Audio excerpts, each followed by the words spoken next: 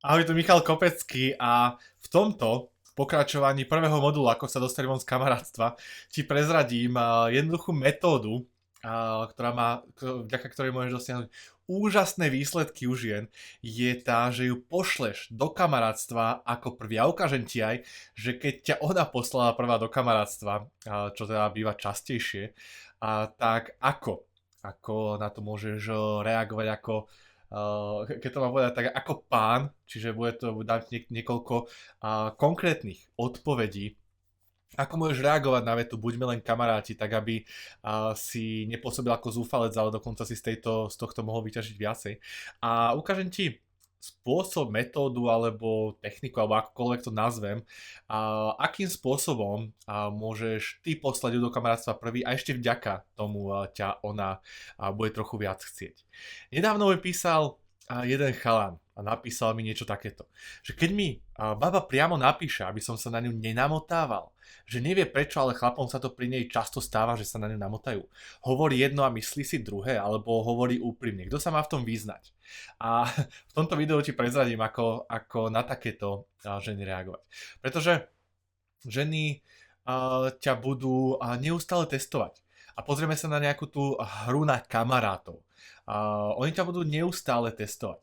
Pokiaľ sa stretávate, píšete si, povedzme boskávate sa dokonca už, dáva ti signály záujmov, ktorých sa dozvieš v ďalších moduloch a potom ti toto povie, že nie, že sa na ňu namotáš, alebo nie, že do toho niečo budeš očakávať, alebo že ste len kamaráti, tak sa s tebou len hrá a skúša, ako budeš reagovať. Či si naozaj skutočne chlap, ktorý toto ustojí. Odporúčam ti, rob si svoje a nevšímaj si absolútne, čo hovorí. Dotýkaj sa jej ďalej. Rob si to svoje, stretávajte sa a nemaj od toho nejaké očakávania. Pokojne ju naťahuj a doberaj si ju aj vďaka metóde Daj a vezmi, o ktorej ti poviem viacej v treťom module. Keď ti povie žena, že budete ale len kamaráti, tak to tak nemusí aj skutočne myslieť. Ženy sú totižto nepriame. Jednoducho, oni jedno hovoria a druhé robia. Takže pre teba by to malo ísť jedným uchom dnu a druhým von. A poviem ti k tomu dva krásne príklady. V minulosti si spomínam na dve slečny. Bolo ich samozrejme viacej, ale konkrétne tieto dva príklady. Nazvime jednu Milady, to bola taká prezývka, ktorú som jej dával, a druhá Sandra. Teraz z Milady, skúsim to prepísať, volala sa Simona. A písali sme si istú dobu, potom sme sa stretli, vybudoval som sexuálne obrazy a ak máš prémiovú verziu tohto kurzu, tak potom v bonusoch nájdeš aj to, ako tieto sexuálne obrazy budovať. A už jednoducho som vedel, že sa o mňa zaujíma, že ju priťahujem, že by chcela aj niečo viacej riešiť, proste boskávať sa, sex a tak ďalej. A stretli sme sa na prvom stretnutí. Prišiel som po ňu a išli sme do kina. A samozrejme, ona po ceste povedala, že ale ideme len ako kamaráti, nie že budeš na mňa niečo skúšať a niečo podobné. Tak ja som sa len tak uškrňal a jedným uchom dnu druhým von, pretože samozrejme jedno robila predtým, ale teraz ma len testovala a skúšala. A ja som povedal, že jasné, že ako kamaráti preboha, však nejdeme teraz spolu chodiť, alebo čo, však beriem ťa len do kina, idem si pozrieť film a ideš mi robiť spoločnosť. Čiže ja som bol nad vecou, bol som chlapom a vôbec som sa tým nenechal rozhodiť.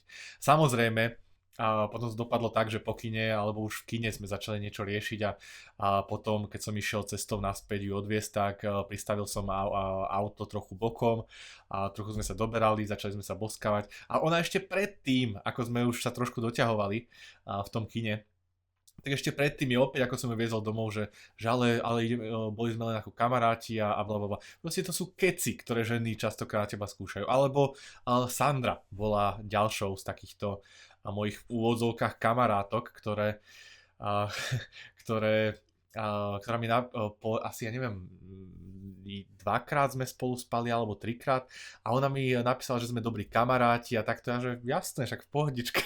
Vôbec som to nejak ďalej neriešil, že oni ťa budú testovať a budú, pre nich je to akási zástierka, zámienka, aby si ty od toho nič viacej neočakával. To však neznamená, že sa spolu nebudete boskávať, že spolu nebudete spávať, nebudete spolu kamaráti s benefitmi, takže na toto si dávaj pozor. Toto je taká takzvaná hra na kamarátov. Preto sleduj skôr ich signály, to čo robia, to ako sa pri tebe správajú, aj reč tela a tak ďalej a podľa toho sa rozhoduj, že či to myslí vážne alebo to hovorí len tak v rámci tejto hry. Najhoršie, čo môžeš spraviť je vziať si to osobne. A toto keď ti povie, že buďme len kamaráti alebo že nič od toho neočakávaj a začať sa pýtať prečo a dávať najavo svoj záujem, že prečo, ale veď však možno niečo z toho bude. Absolútne nie. Potrebuješ hrať s nimi túto hru a možno ju aj trochu zveličiť. Takže napríklad na tú vetu, že keď mi priamo napíše, aby som sa na ňu nenamotával, čo by písal ten chalan, že nevie prečo, ale chlapom sa to pri nej často stáva, hovorí jedno a myslí si druhé, alebo hovorí úprimne, kto sa má v tom vyznať, tak súhlas s ňou, že ako inak. Že toho sa ona nemusí báť, že by si sa na ňu namotal, lebo len aby to nedopadlo naopak, že ona sa namotá na teba.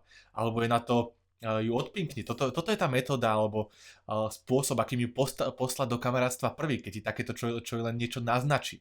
Tak jej na to sebavedomo, chlapsky, hodnotne môžeš reagovať, že od toho sa ona nemusí bať, že by sa na ňu namotal, alebo aby to nebolo naopak, že ty si nikoho teraz momentálne nehľadáš, nemal by si na ňu čas aj tak, čiže presne tie veci, ktoré by použila ona proti tebe. Máš teraz viacej možností a nevieš sa rozhodnúť, alebo je skvelá kámoška, nechcel by si to s ňou pokaziť, alebo taká čerešnička, ktorú som používal, že si krásna baba, ale nie si môj typ. Hádaj, ako oni potom na toto reagovali, keď som im napísal, alebo jednu z týchto vecí, keď som ich poslal do kamarátstva ako prvý. Počkaj, akože nie som tvoj typ, aký je tvoj typ? Oni sa už začali kvalifikovať voči mne. Takže tieto zbranie, ktoré ona proti tebe používa, aby teba dostala do kamarátstva, tak použij jednoducho proti nej. Pošli ju ty do kamarátstva ako prvý. A toto bude obrovský rozdiel oproti chlapovi, ktorý ju chce, ktorý sa ju snaží dostať na rande či stretnutie, ale nevie sa schopiť. Stačí povedať niečo v tomto štýle, keď ju chceš poslať prvý do kamarátstva, že nie som pre teba vhodný, si skvelá baba a ja nie som ten typ chlapa, s ktorým by si sa ty mala zapliesť. Aj keď nikdy neprejavila o teba ani najmenší záujem, môžeš to využiť vo svoj prospech. V tom správnom momente to povieš a necháš, nech to v nej rezonuje. Ono je to začne ako si vrtať v hlave. Bude ako dieťa, ktorému si práve zobral hračku a bude ju to štvať. Nastane moment, keď sa začne čudovať, prečo by ona nemohla byť pre teba dosť dobrá, alebo ten tvoj typ, ženy, ktorá sa ti páči. Aj keď doteraz sa možno na tebou absolútne takto nezamýšľala, tak ty budeš chlap, ktorý ju pošle do kamarátstva prvý, čo sa jej v živote asi nestalo u iných chlapov a prirodzene začneš byť pre ňu výzvou a bude sa čudovať, že o čo ide.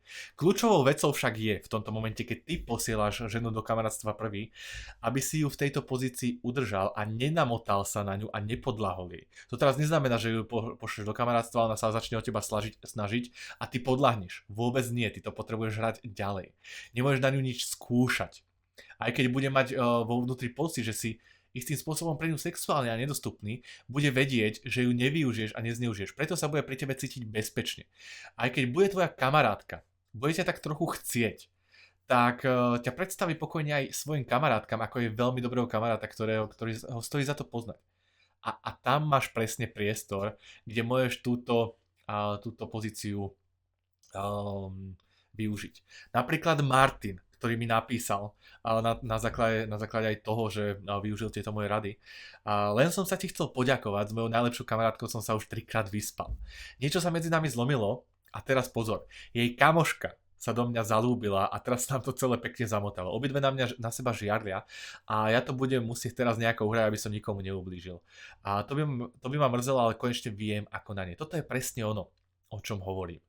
Nielen, že ju to zarazí, ale začne ťa aj rešpektovať, že ty si mal tie gule, že si jej takéto niečo povedal. Ona bude vedieť, že si sexuálny, že si sebavedomý chlap, keď si jej takéto niečo dokázal povedať. Bude stále vedieť, že je tam šanca niečo s tebou mať, ale bol si to ty, kto to prvý zastavil.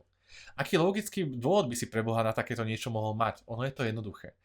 Musíš byť vtipný a zaujímavý, avšak budeš to ty, kto povie to buďme len kamaráti. Nemusí to byť samozrejme v tejto podobe, ale v tých odmenách, respektíve obmenách, ktoré som ti povedal v tomto videu. Stále ťa musí považovať za potenciálneho sexuálneho partnera či kamaráta s benefitmi. Keď sa snažíš získať ženu najprv ako svoju kamarátku, stále by si mal ukazovať aj svoju temnú stránku zlého chlapca. Takže aj keď budete kamaráti, tak ona ťa bude vnímať trochu inak. OK, to môže byť pekné, poslediť do kamarátstva prvý, ale čo ak to spravila už ona pred tebou? Čiže ženy, ktoré to spravili pred tebou, alebo práve teraz to spravili, spravia to onedlho, možno máš práve teraz takú kamarátku a nemáš priestor na to, aby si ju poslal do kamarátstva prvý, alebo môžeš to tam niekde nájsť, ale poslala ťa prvá ona. Tak čo teda na budúce? Povieš žene, keď ti prefíkanie frkne do tváre, ono povestné v nejakej omene, buďme len kamaráti. A máš na to dva spôsoby. Jeden je trošku brutálnejší, ale veľmi účinný, a druhý spôsob je taký zdĺhavejší. Prvý spôsob je teda ten zdĺhavejší, kde si uvedomíš, že kde si spravil chyby, dostaneš sa z jej moci a začneš na sebe pracovať, aby si vylepšil svoju ponuku a opätovne si ju získal. O tom je celý kurz Kamarát Takira 2. Druhý spôsob je, že jej na to, keď ona prvá pošle do kamarátstva, tak ty jej môžeš napísať alebo povedať niečo takéto. A teraz budem citovať. Vieš, je dobré, že si to povedala, pretože ja beriem priateľstvo veľmi vážne. Naučil som sa, že keď chceš mať dobrého kamaráta, musíš byť dobrý kamarát sám. A moje okolie kamarátov je tak široké, že musím na nich vyvíjať veľa času a úsilia. Takže nepotrebujem rozširovať moje okolie kamarátov. Hľadám však kamarátku, priateľku a zároveň milenku v jednej osobe. Ak môžeš byť to, môžeš byť aj moja kamarátka. Ak nemôžeš byť aj to, nemôžeš byť ani moja kamarátka, pretože neviem, či si uvedomuješ, čo je to byť mojou kamarátkou. Ak vezmeš, inak toto sú slova Davida X, u ktorého som sa práve touto vetou inšpiroval, ktorú som u neho kedysi dávnejšie videl a ktorú som tiež vyskúšal na 3 ženy a malo to brutálne výsledky. Ak vezmeš svoje gule do rúk, alebo akokoľvek inak by som to nazval, a naberieš odvahu povedať či napísať jej takéto niečo, tak je to pocit, ako keby si práve vyhral v lotérii. Žena, ktorá ti povie, vieš čo, ja momentálne nikoho nehľadám, chcem byť tvoja kamarátka, neviem, či by som ťa dokázal ľúbiť. Ty tam takéto niečo napíšeš alebo povieš, tak je to naozaj fantastický pocit, pretože zrazu si ty na koni. Pretože zdánlivá výhoda, ktorú mala ona v rukách, to ESO v rukave, je zrazu na tvojej strane. Ty si ten, ktorý má hodnotu a rešpekt, ktorý sa z toho neposkladal.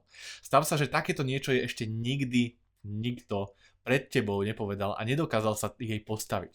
Je taktiež možné, že ťa nakoniec bude chcieť, pretože uvidí, že si chlap a máš svoje slovo. Dokázal si sa jej postaviť. Je možné, že na to bude reagovať divne, bude na teba pozerať, že čo si to dovoluješ alebo čo, ale pokiaľ na to reaguje divne, tak naozaj s takou ženou nemáš ani čo riešiť. OK, toto bolo video o tom, aby si ju poslal do kamarátstva prvý, aby si hral tú hru na kamarátov a nepočúval ju, keď ti povie, že vieš čo, ale ideme na to, do toho kina len ako kamaráti, alebo už spolu niečo riešite a ona tam vyťahuje nejaké keci o kamarátstve. Pokojne sa usmej, povedz, že jasné, v pohode a ty ju môžeš poslať do kamarátstva prvý, ale potom už s ňou nemôžeš nič riešiť. Aspoň nie istú dobu. Môžeš ju poslať do kamarátstva tým, že použiješ proti nej jej zbrane. Napíšeš, že teraz nikoho nehľadáš, alebo že ona sa nemusí bať, že by sa za ňu namotala, alebo že nie je tvoj typ. A týmto docieliš práve to, že bude ťa rešpektovať a zrazu urobíš niečo, čo neurobil nejaký iný chalan pred tebou a bude ťa predstavovať svojim kamarátkám, budeš stále pre ňu sexuálne nedostupný a bude tam to napätie. A potom jedného dňa samozrejme sa to môže zlomiť. Ak ťa už ona poslala do kamarátstva ako prvá, tak máš na to dva spôsoby, ako sa z toho môžeš dostať. Prvý spôsob je, že prejdeš celým procesom, ako sa dostanem z kamarátstva a celým modulom 1 až 4 programu Kamarát Takira 2. Lebo druhý spôsob povieš jej, že no tak kamarátstvo nech od teba nečaká, pretože ty berieš kamarátstvo vážne a takto si kamarátstvo ty nepredstavuješ. Respektíve nechceš ju ako kamarátku. Bude to také trochu drzé, bude to trochu možno pre ňu namyslené, ale ty si chlap, ktorý potrebuje mať hodnotu a ktorý si potrebuje stať za svojím slovom a ktorý potrebuje mať rešpekt, už je nemôžeš byť žiadna padávka. A ak máš s týmto nejaké skúsenosti, alebo že si takéto niečo hovorili a spolu ste niečo riešili a nedávalo ti to zmysel, alebo máš podobnú otázku, ako mal chalan, ktorý mi napísal tento e-mail, tak verím, že si našiel odpoveď v tomto videu. A pokojne mi napíš svoje otázky, svoje komentáre k tomuto videu do komentárov dole a pod ním. A napíš mi svoj názor, napíš mi svoj príbeh, čo sa ti stalo ohľadom tohto a možno sa podiel o nejakú svoju fintu, o niečo, čo môže pomôcť ďalším chalanom. Pamätaj si, že sa nenáháňaj za ženami. Nauč sa ich priťahovať úplne prirodzene a staň sa magnetom na ženy. Vidíme sa v ďalšom videu.